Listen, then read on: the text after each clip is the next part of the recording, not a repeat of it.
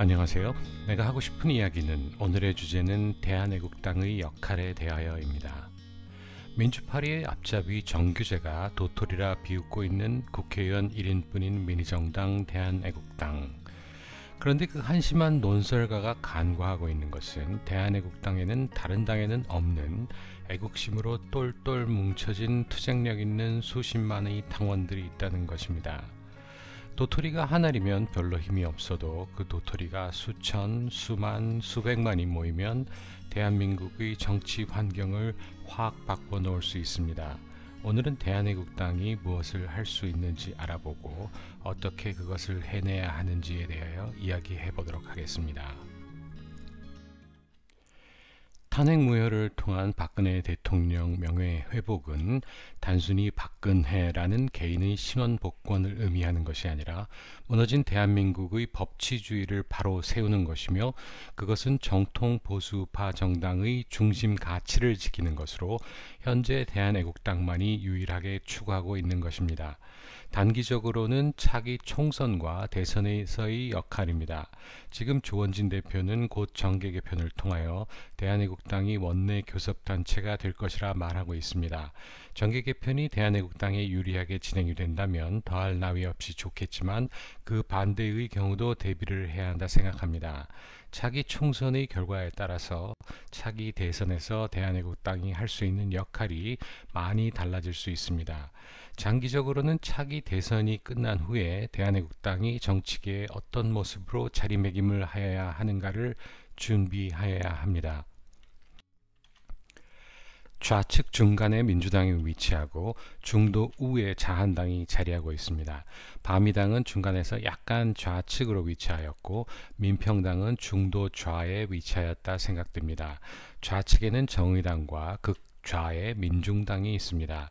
따라서 시소의 균형을 잡고자 한다면 소수 정당으로서의 애국당은 최대한 우측의 자리를 잡아야 합니다. 대한민국의 좌경화를 막기 위하여서는 중도 우에 자리 잡고 있는 자한당이 좀 더 우클릭을 하도록 하는 것이 필요한데, 이때 애국당의 역할이 아주 중요하게 작용합니다.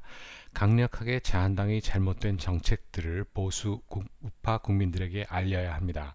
자한당과 처절한 사투를 벌여야만 한다는 것입니다.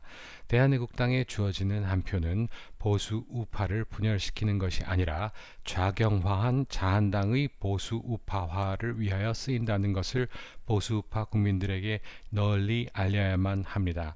그래야만 자한당이 대한애국당으로 지지자들이 빠져나가는 것을 막기 위하여 할 수 없이 우측으로 이동을 할 것이기 때문입니다.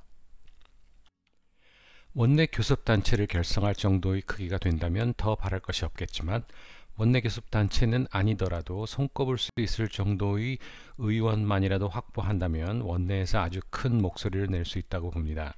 확실한 보수적 법안을 지속적으로 발의하여서 선명한 보수우파 정당임을 국민들에게 각인시켜 주어야 합니다.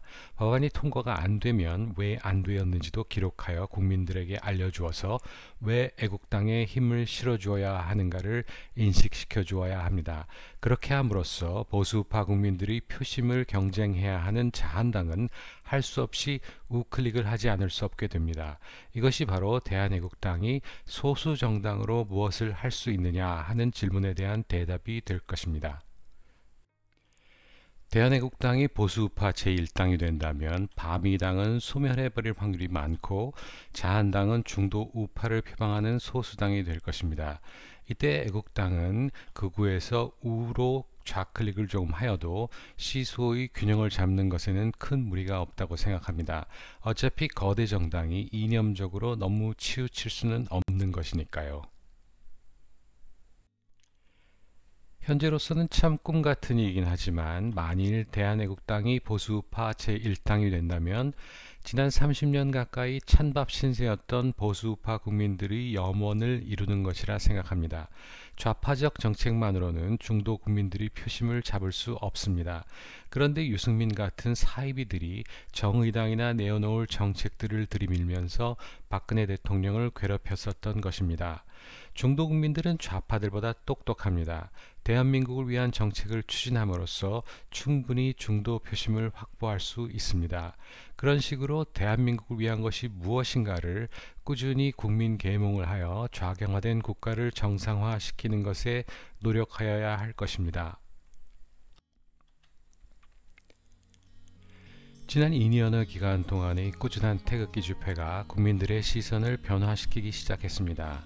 대한애국당은 앞으로도 의석수에 상관없이 탄핵 무효와 법치주의가 바로 설 때까지 끊임없이 태극기 집회를 지속하여야 합니다. 지금 우리는 태극기 집회를 통하여 대한민국의 성숙된 시민의식과 시위 문화를 선도해 나아가고 있습니다. 태극기 애국 국민들은 지금 대한민국의 새로운 역사를 창조하고 있다는 것을 꼭 기억하시기 바랍니다. 내가 하고 싶은 이야기는 대한애국당의 역할에 대하여는 여기서 마치겠습니다. 다음에 다시 만나요. 감사합니다.